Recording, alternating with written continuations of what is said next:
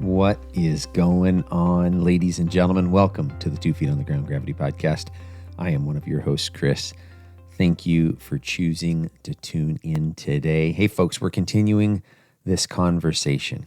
How do you maintain perspective in a world full of noise and chaos? And hey, if you're watching on YouTube, you can see I'm wearing my Gravity Podcast Noise and Chaos shirt. I don't know if you all know, we have a store.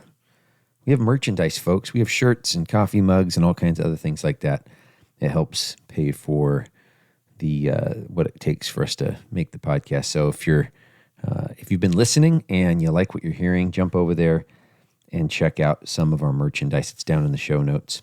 Folks, we're bringing guests on here, and Jaimie and I are having conversations on Marriage Mondays, and we're hoping, whether you agree or disagree with the guests, or Jaimie and my perspective, we're hoping it's causing you to ask the question, how do I stay grounded in a noisy and chaotic world?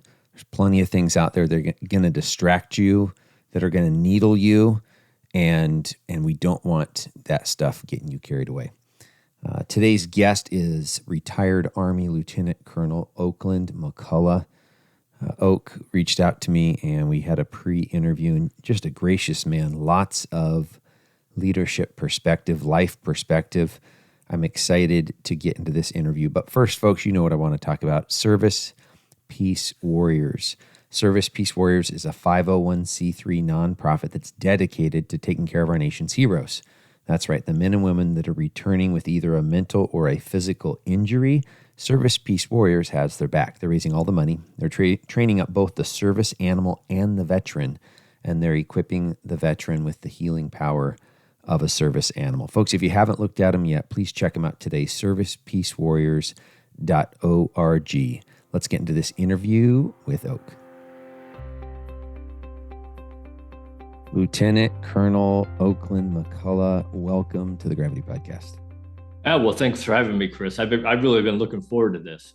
I have too. The listeners don't know that we had a pre-interview, which I had to cancel 10 minutes late. And you were very gracious about that. And then we had a follow-up interview that was dynamite. And so I've been super excited about it as well. Hey, if you don't mind, for listeners that don't know you, Oak, can you just share kind of that Reader's Digest version of who you are and where you came from? Right. I grew up in Northern Illinois, which is why I live in Florida, because I'm never living through winters like that again. I did 23 years in the Army. I retired a lieutenant colonel. My first 5 years, I was an infantry officer. My last 18, I was a armored cavalry officer. Did a lot of time teaching in the classroom at a bunch of different Army schools. And then my last assignment on active duty, I ran an Army ROTC program. So I was producing the next generation of leaders for not only for the Army, but for the nation. And then when I retired in 2009, I ran a food bank for a couple years and took over that food bank, the day-to-day operation of that food bank, probably about a month and a half before the BP oil spill in the Gulf. And the food bank I had 52 counties all along the Gulf Coast from Mississippi to the panhandle of Florida. So I was a little busy during those 2 years. And then they offered me to come here and work as the recruiting officer for Army ROTC. And I've been doing that for about 10 years now. And I'm going to retire on October 1st. I'm going to write my second book, and then I'm just going to concentrate on speaking engagements. I love it. So 23 years in the Army. Where were you stationed at around the world during that time? Yeah, so all over in the United States. And then I was stationed in Germany, 1 6-month tour by myself without my family, and then 2 years with my family. The 6 month was in Stuttgart. The 2 year was in Vilseck, Germany, in Bavaria. And then we were in Australia for 2 years. I was teaching at their staff college. And then I've been deployed on either deployments or training exercises or whatever, all over the world. I was in the first Gulf War. I was in Bosnia. I did some stuff in Bosnia and then in Kosovo. So did a couple hurricane emergency relief operations. I did Hurricane Hugo in Charleston, and I was involved in the Hurricane Andrew in South Florida. And then also my company was tagged to help train all of the international police force that was going into Haiti back in the early 90s. Because I had a headquarters company. So I had cooks, MPs, signal, medical, whole bunch of different types of specialties in my company. And so it made sense that we got tagged to do it. What has just experiencing so many cultures, what has that done for your perspective in life? Yeah, well, first of all, I tell people all the time, look, I've been in 45 countries on 5 continents, and America is the greatest country in the world. Even with all our problems, and we have plenty of them, believe me, this is still the greatest country in the world. But I think one of the things that I learned, and I learned very quickly, but certainly where I learned it the most was during my Kosovo deployment. You learn about the culture and the baggage that they carry. And we think here in America, we know what hatred is. We have no idea what hatred is in this country.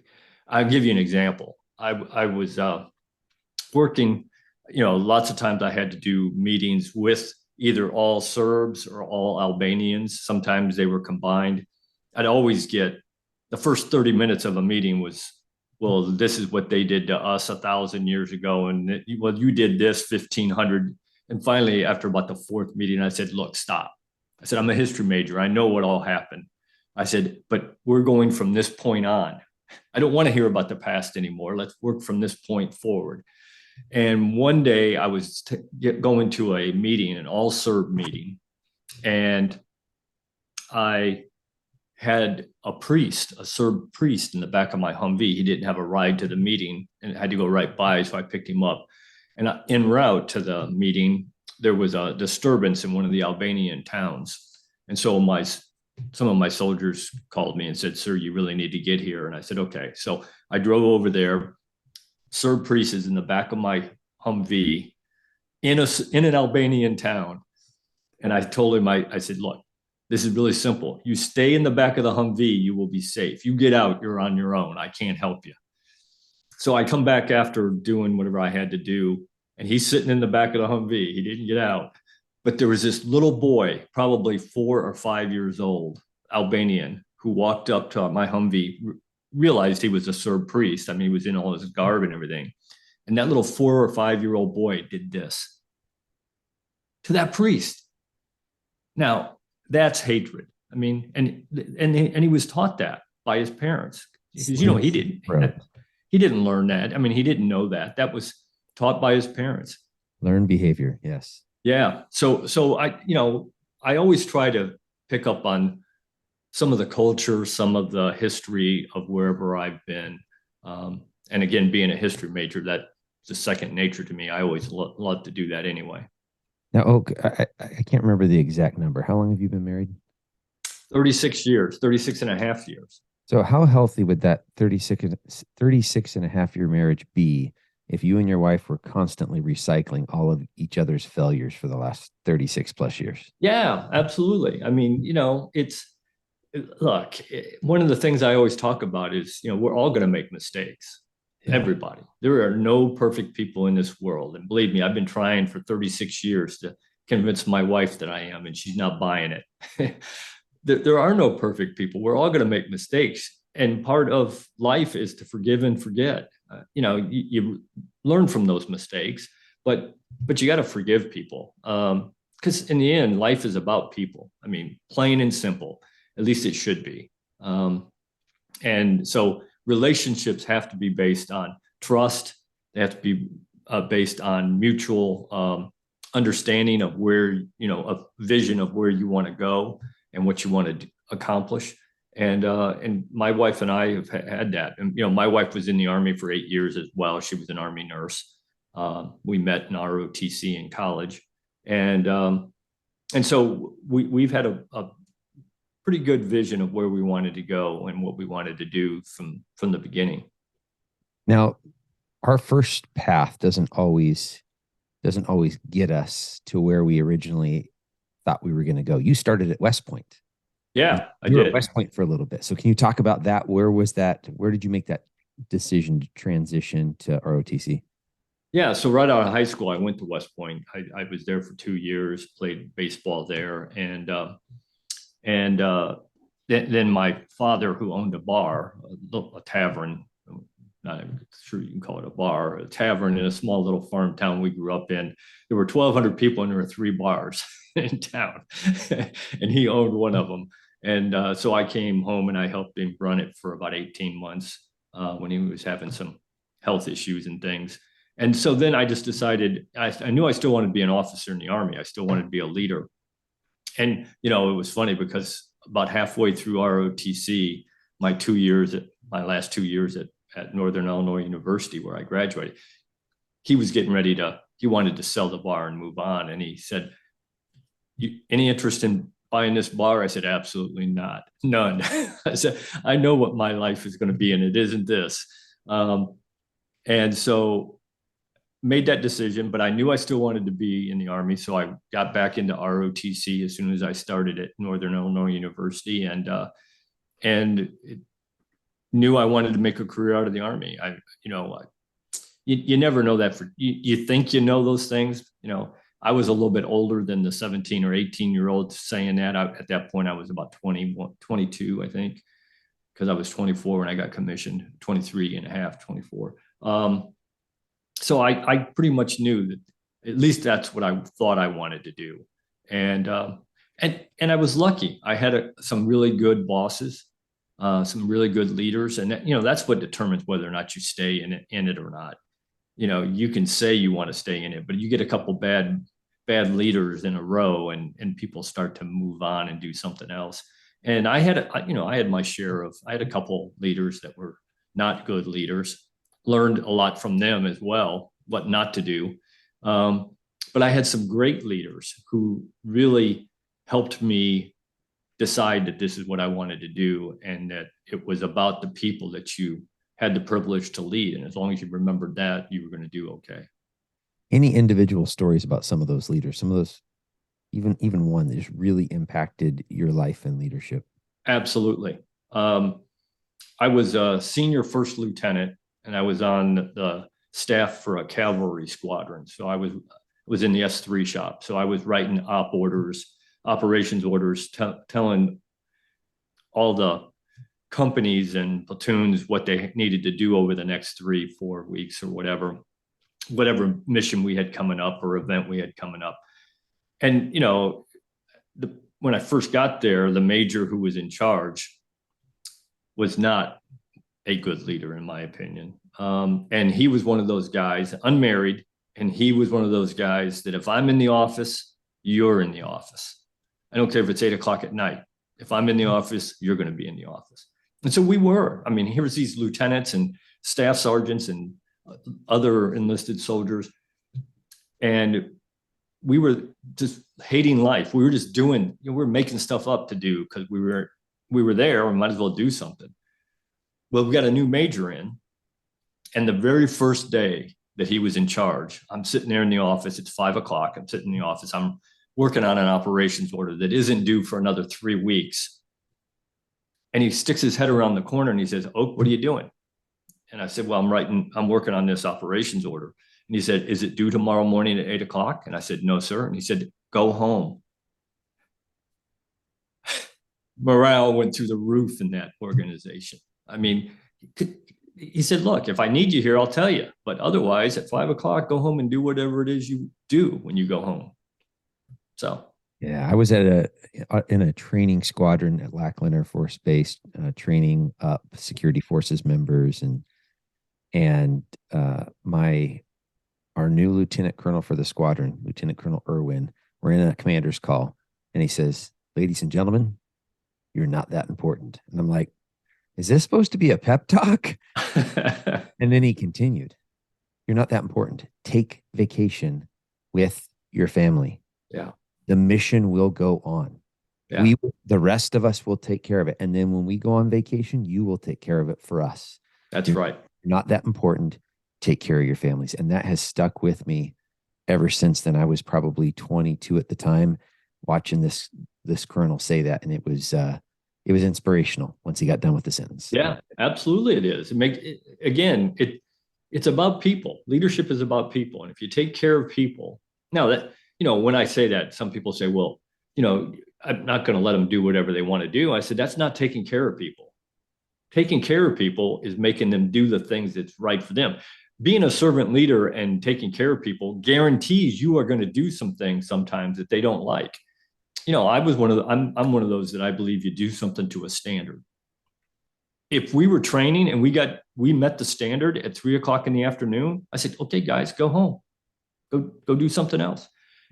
If we didn't meet the standard till 10:00 that night, we were there till 10:00 that night. And some of them hated me for that at the moment, but I promise you that at some point in their career, they realized the benefit of meeting the standard and knowing what they had to get done, especially when their life was on the line.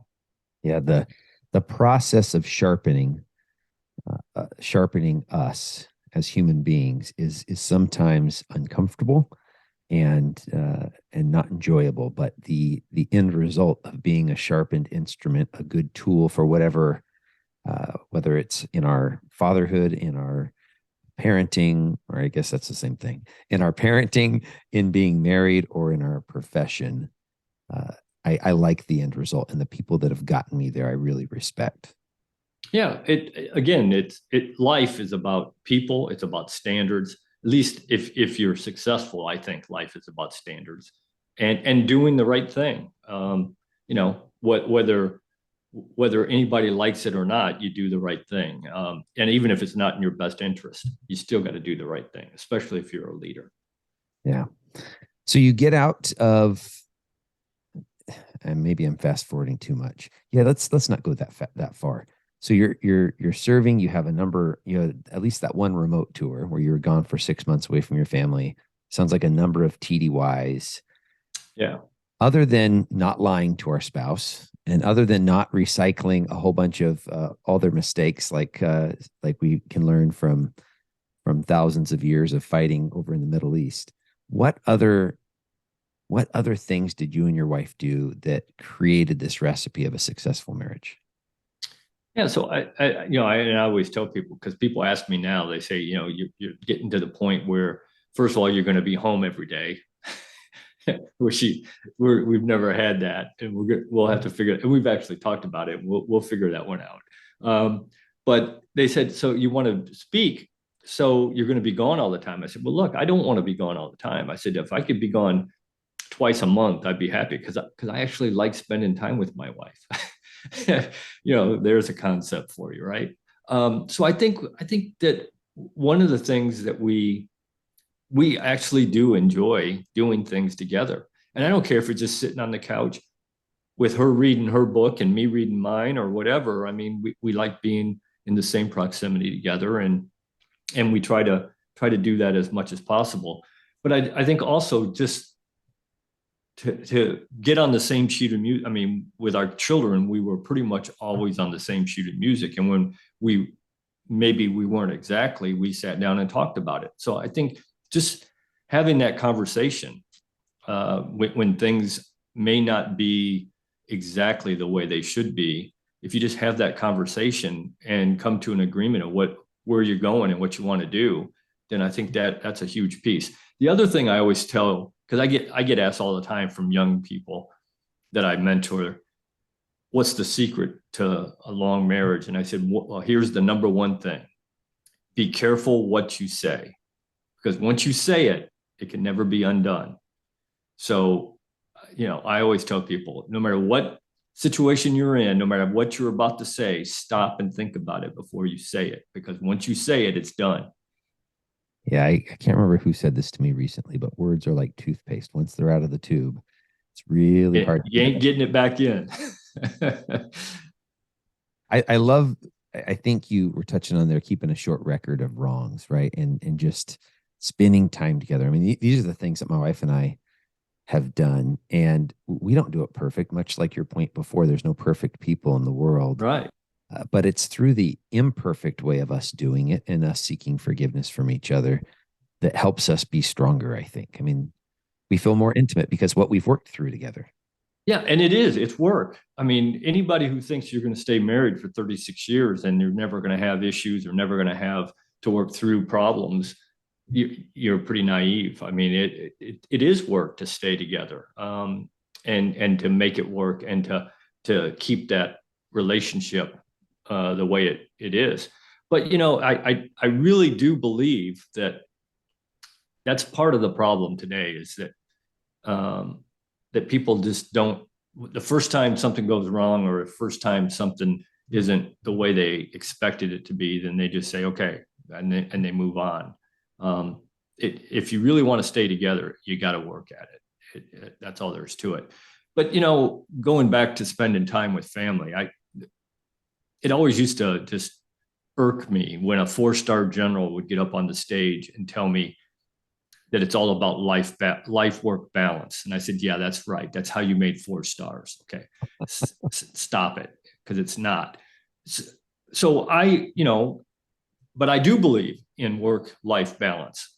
But there are jobs out there, your job, my job, other jobs out there, where you don't have a say in when you're going to deploy, when you're going to be gone, when you're going to have all those things. So you got to understand going forward, okay, there's times when I don't have a choice. I'm going to miss birthdays, anniversaries. I missed my daughter's birth. I was over in Saudi, in first Gulf War. I didn't see my daughter till she was 5 months old. Those things happen.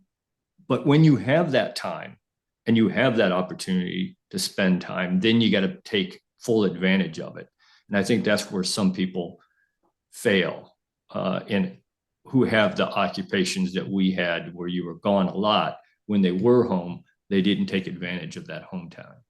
Yeah, I found it really easy to over identify with the job. When I was an airman, and I did, and I'm just now starting to get better at it, not doing it. I mean, I think most very successful people do, and it's hard not to. And but it's getting easier for me, and my wife is reminding me that I need to, and she's right. Yeah, as usual. Listening to our spouses, that has been one that probably over the last 5 years, probably maybe longer, but I've just really recognized the gift that I believe that she has in discernment, and using her for a full sounding board, and really cutting her loose on, tell me what you need to tell me, because I want to hear it, right? Absolutely. Well, one of the things I talk about in my book and in my presentation, and with a lot of young people who are getting ready to be leaders, I always talk about the importance of communication, because it is so important as a leader. Not even as a leader, if you want to be successful in life, you got to be able to communicate. That's just a simple skill that everybody needs to be able to do if you want to be successful. And one of the things I talk about in that is a Napoleon's corporal. And, most people know who Napoleon was. He was one of the greatest generals in the world and in the history of the world. And when he was on a battlefield directing the battle, he always was up on his big white stallion, and he always had a low-ranking corporal that would stand right next to him. And when he'd get to the point where he had to issue out orders to his generals, he'd write out his order, he'd issue it to this corporal. And after he issued it to the corporal, he'd say, okay, young man, tell me what I just told you to do in your own words. And if the corporal could do that, good order, send it out. If the corporal couldn't, then he knew it could be misunderstood, and he started over again. And I always tell young leaders that if you really want to be good and you don't want to make stupid mistakes, you better have a Napoleon's corporal that you can bounce ideas off of. Somebody that you trust, somebody who isn't afraid to hurt your feelings, not a yes person. And I always tell them, look, I for many years, my best Napoleon's corporal was my wife, because she wasn't afraid to hurt my feelings if she needed to. And she's smarter than I am. So I'd come home and say, I'm going to do something, and I could always tell by the look on her face whether or not it was a good idea or not. And if I couldn't, she would tell me it wasn't. So you got to have that person. And hopefully that person, one of those people, is your spouse. that you have that relationship with, that they can tell you the truth. And, I always tell people, my wife is my best friend and she's my biggest critic. She's my biggest fan, best friend, and biggest critic. I never get nervous when I'm up in front of people talking. 1,200 people, no problem. I get a little nervous when my wife is in the audience. Hey, baby, can you fact check everything I just said? Are those stories I told actually accurate? Yeah. Hey, Oak, I learned a tough one on that one. I'm laying in bed with my wife. This is probably circa 2008. And I'd been a civilian police officer for about 3 years. And I'm like, hey, babe, I'm thinking about joining the SWAT team. Hey, don't say anything. I just want you to think about it. She goes, okay, I can think about it.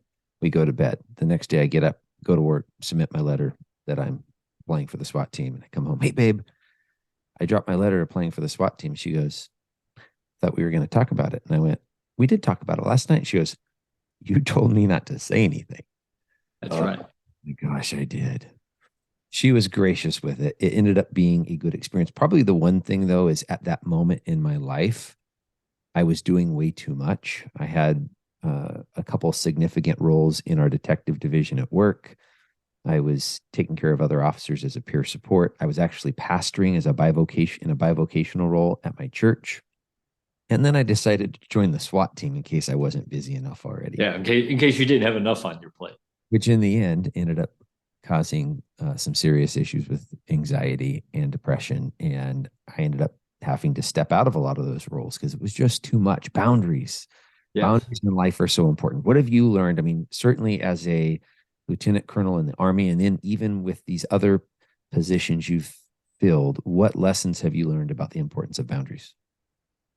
I tell people all the time, the most important word you need to know how to say is no. Because everybody wants a piece of your time. Everybody, every organization, especially if you're good, if you're successful, if you're good at things that you do, everybody wants you to be a part of it. And you have to step back and say, okay, do I have time to do that?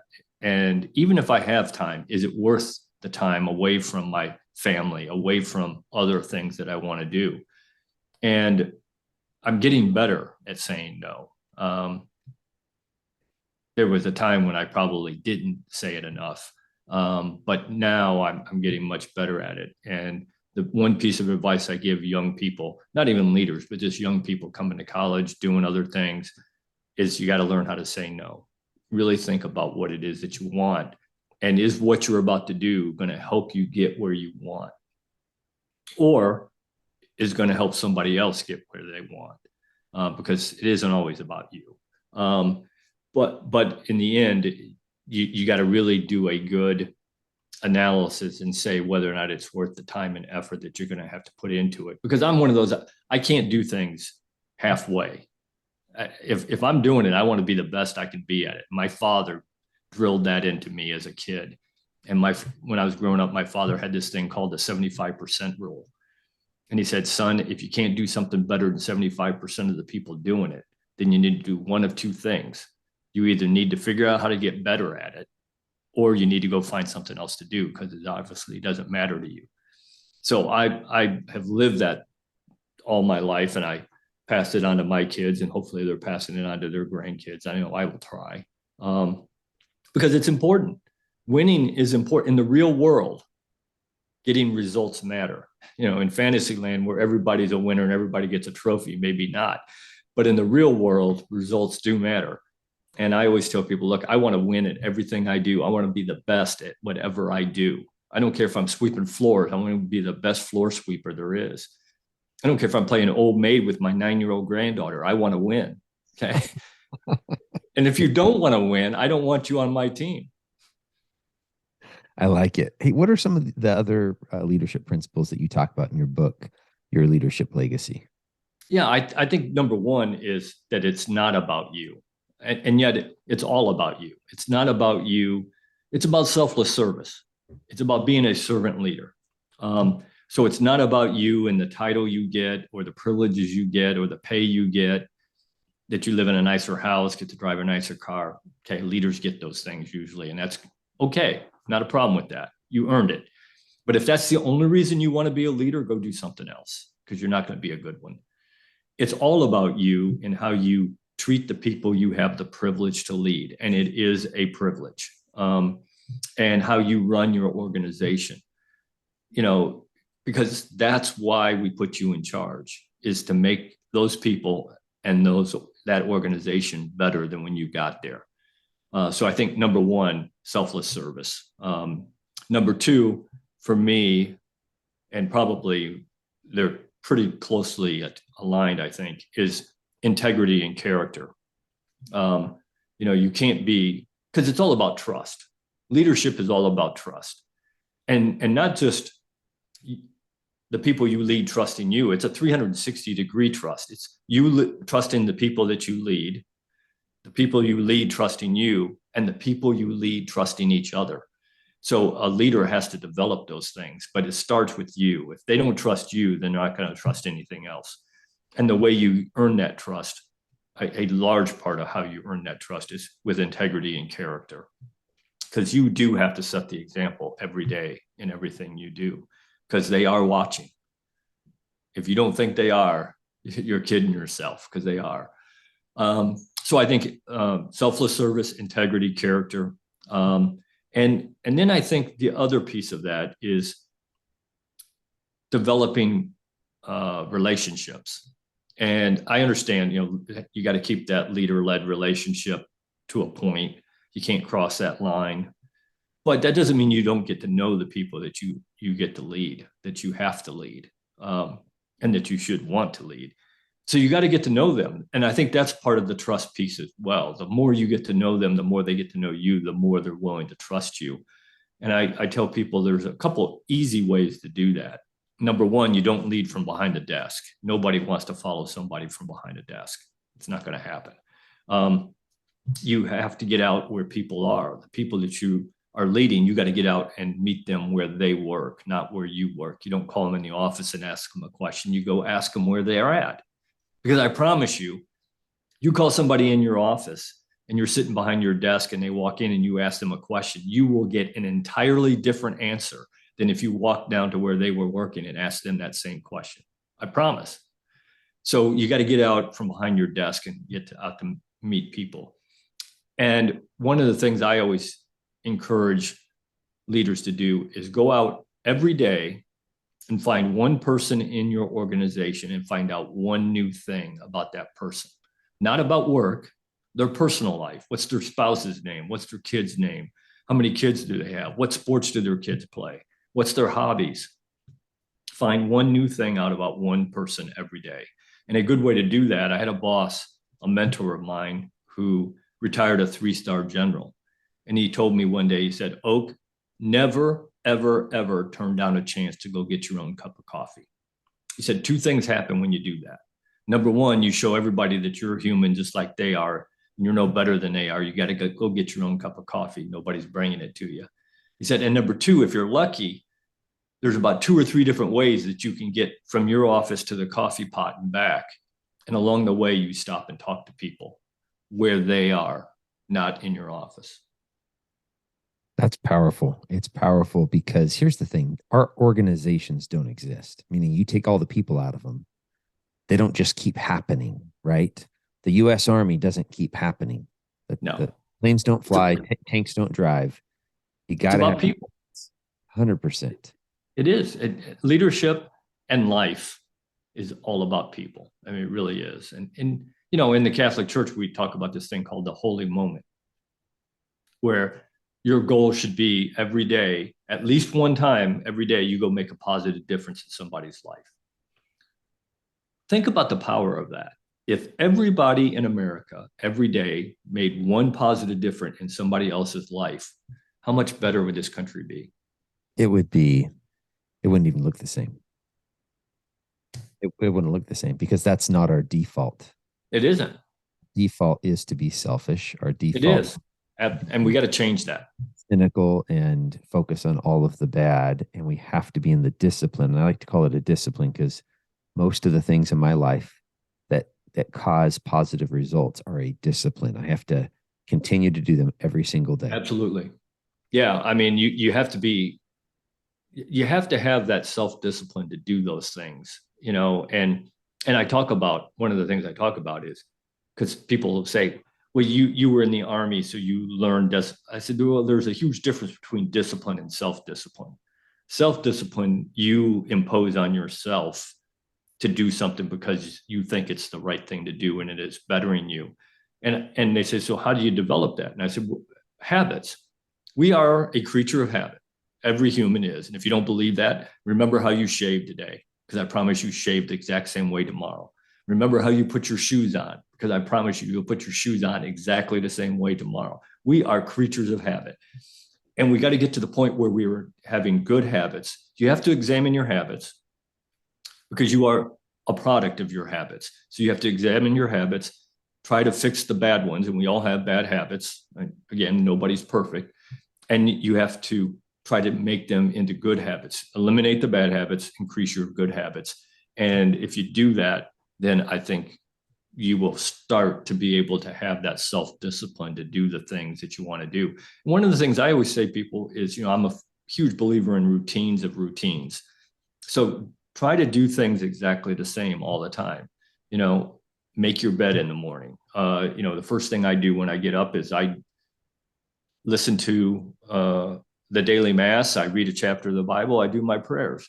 The last thing I do before I go to bed is I read a little bit out of whatever book I'm reading or whatever articles I got saved up. I do my journal for the day. And then I do a reflection of the day. What did I do? What did I do today? What did I do well? How could I do it better? What didn't I do so well? And how can I not do that again? Because I think reflection, not only as a leader, it's huge, but as a person, it's huge. That's how we learn. That's how we get better. Is reflect on what we did and figure out how to get better at it. Yeah. I want to go back to the servant leadership piece, because it gets back into this conversation of people. As you were describing that, I thought about the Air Force was really good about giving out awards. You had Airman of the Month, Airman of the Quarter, Airman of the Year. I mean, and I, between my high school time, my military time, and then getting into the police force, I was working hard and I was getting awards, lots of plaques. I was just looking for an old t-shirt today, and I was going through some boxes in the garage, and I'm coming across all of these medals and plaques. Zero emotional response within me. Yeah. Seeing them did not make me feel any better. And as you were describing taking care of people, I sat there and thought of someone that works in my organization. I don't even directly supervise them, but they had mentioned to me something. They mentioned that they had never received their high school diploma. And I have an in at the local high school. And I know that all of those diplomas are safe. She earned it. She just never received it. And so I found a school district administrator that came over to our department, and we had a graduation ceremony. Wow. And she pops into my office probably, I don't know, it may have been a week later. And she goes, that is the nicest thing that anyone's ever done for me. That's amazing. I feel like $1 million right now retelling the story. No, again, it's not about me. I didn't do it. So she would say that to me. I didn't know even if she was totally going to think it was cool or not. She may have been like, oh, thanks, whatever. But those are the stories. And I used to strive for perfection. And in the Air Force, I thought I could be perfect. I could fold my underwear to perfection. My t-shirt, hospital corners on my bed. Yeah. Perfection. You could bounce a quarter off the bed. And then when I was confronted with the fact that I wasn't perfect, I really struggled with that. And I've replaced perfection. I've replaced it for greatness. And I'm totally stealing this from a book. It might be the one right over the corner there that says Seasons of Life. I can't remember. But if that's the correct one, the author talks about this football coach, and he told his players he expected greatness, and he defined greatness as the degree in which we impact other people's lives. I like that definition. I want to strive for greatness, not for perfection. I'm going to screw up and I'm going to have to apologize to you when I do it. But if I can strive for greatness and positively impact human beings' lives, I'm going to be living a life of purpose, I think. Yeah. Well, you know, that reminds me of the old Vince Lombardi quote, and he's got a bunch of them that I love. But this one, he said, strive for perfection, Nobody can reach that. But if you're striving for perfection, you might reach excellence. And, and then you got to define what excellence is to you. And you just did what it means to you. And I think that's a great definition of, taking care of other people and helping other people, because I think that's a huge part of what we do as leaders. So I think you have to understand that you're not going to be perfect, but you try to be as close to that as you can as a leader, and especially when you're taking care of people, because you never know the impact you are going to have on people. I'll give you a perfect example. I was a basic training company commander at Fort Knox, Kentucky, and I had a whole bunch of basic trainees, privates in the Army. And we were out on the range, and I always tried to be wherever my privates were as much as possible. I got it. I mean, there were times I had to be sitting behind a desk filling out forms and doing all those things that leaders have to do. But every chance I got out wherever they were. And that day we were out on a range, out on the tank range. And so my privates were learning how to gun, load, drive the tank. And I got out there right about lunchtime, and there were 3 privates sitting up on top of a tank, an M1 tank, eating an MRE. So I picked up an MRE and I jumped up on top of the tank, and we're sitting there eating an MRE together. And I was asking them what their dreams or aspirations, what did they want to do, and they were telling me, and one of them said he wanted to be a leader. And I said, well, whenever your enlistment time's up, maybe you want to do ROTC and you want to go be an officer in the Army. And he asked some questions and I talked to him. He left, he graduated, he went off in the Army. I couldn't even tell you his name today. About right after I wrote my book, he got in contact with me and he said, you don't know you probably don't remember who I am. He said, but we set up on a tank. I said, I know exactly. I remember that like it was yesterday. I said, I don't remember your name, sorry, but I do remember that event. And he said, well, I took your advice. He said, I did my enlistment time, got out, went to college, went through ROTC, retired a lieutenant colonel in the Army. Then I started my own business. And he said, and I'm very successful. And he said, and a lot of it had to do with just that one day you sitting there talking to us. So you never know what impact you're going to have on people. Never. Yeah. I think that's kind of, for me personally, there's ego, right? Like because I think God is using us to impact people's lives. And I think if I realized how much he was using us, I might give myself a little bit too much credit from time to time. Yeah, I might exactly. I'm really good. Look at this. So I think it's meant to be that we don't always realize the degree in which we're impacting people's lives, but conducting ourselves in such a way with an intent to impact, I think, is huge. Absolutely. Yeah. One of the advice, a piece of advice I give all of the lieutenants that we commission, and this year we commissioned 63 out of our program.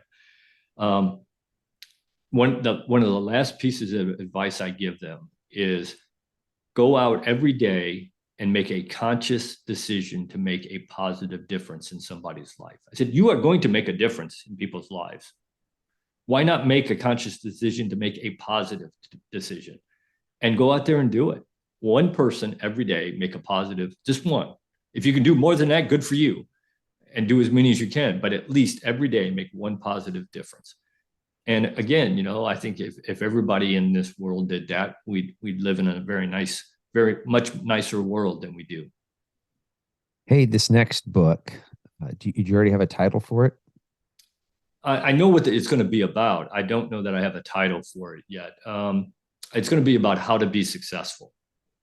And that's the other presentation that I give. And I've given it a lot of times. Not as much as I have my leadership presentation, but I have given it a lot. And in there, I talk about how to set goals and how to accomplish goals. I talk about how to build good habits and some self-discipline. I talk about getting to know people, how you treat people. And one of the things I start the presentation, and I'll start the book probably the same way. I say, look, there are no secrets to success. And anybody who tells you they are lying to you. Okay. There is no secret. There's no cookie cutter solution. I can't say you do all these things and you're going to be successful. I wish I could. I wish the world was that way, but that's not real life. I said, but there are some things you can do that will help increase your opportunities of being successful. And so that's what I want to cover in my next book. I like it. And you said you're going to start putting more energy into that here as you retire from the ROTC program. Yeah. And I also want to just write I want to write some articles. I want to write some blogs. I'm working on a blog right now on communication. And I just, the other day, I just kind of wrote down some things that I want to write a couple blogs on. And somebody gave me a piece of advice, probably about 5 months ago. And I'm just now starting to do it. But he said, take those blogs. He said, write your blogs that will be parts of a chapter of your book. And then you don't have to redo it. You just take that, add it to your book, add some things to it, maybe make it fit in whatever that chapter is, but you've already done the work for that piece of it.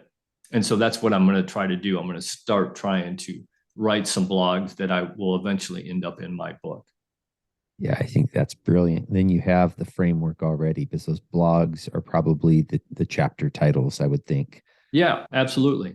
And I already have pretty much, I have a good idea what the chapters are and what I want to write about. So I can start writing some blogs on each one of those subjects, and then use it in the book. Of course, add to it and other things, but at least the outline, the beginning of it will be there. Yeah. Hey, if this is someone's first time hearing you, Oak, what are ways that people can follow the work that you're doing? Yeah, so I have a website, ltcoakmcculloch.com, and on there it has my cell phone number and my email address. Happy to talk to people. I'm also, and if you want to, I'm always happy if we can figure out a time and it makes sense for us to hop on a Zoom and get to know each other a little bit better. But I'm also on all the social media. I'm on LinkedIn, I'm on Instagram, I'm on Twitter, although I don't have a whole lot of, I don't understand that one quite as well. I have a YouTube channel that has some of my videos on it and some podcasts up on it. So happy to connect however somebody wants to. And if they just want to talk, or they're looking at maybe having me be a keynote speaker for one of their conferences or an event, happy to do that.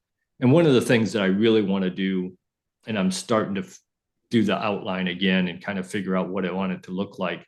But come 1 October, when I retire, I want to also have, a 2-hour, a 6-hour seminar, a 1-day, 2-day seminar that we can get hands-on and start talking in depth in some of those specific issues and areas. And would love to do that kind of stuff as well. I love it. Well, for the listeners, look down in the show notes and I'll have the links for all of those down there. Oak, time is my greatest commodity. I can't make more of this stuff. And you have graciously given me a lot of yours. I appreciate you, brother. Oh, I'm happy. I always tell people when I'm on their shows, when it was a great show is when it comes to an end, and you're like, you mean 45 minutes, an hour just went by? I mean, I could talk to you for forever. I agree. I appreciate you. Thank you. Thanks for having me on the show. Wow, ladies and gentlemen, what did you think of Oak's perspectives on life and leadership? Constantly amazed by this privilege to interview folks and to learn more of their story. It impacts my life. Hey, Jaimie and I are constantly trying to make this podcast better. We'd really appreciate you communicating back to us in one way or another. First and foremost, please follow us on whatever podcast platform you're consuming this on. That will cause the next episode to come up. If you're listening on Apple or Spotify or watching on YouTube, there's ways to rate and review us, to give thumbs up for episodes. On Apple and Spotify, there's 5 stars waiting on our main page. We'd really appreciate a 5-star rating. That will cause it to be more viewable on those platforms. However, folks, those are your stars.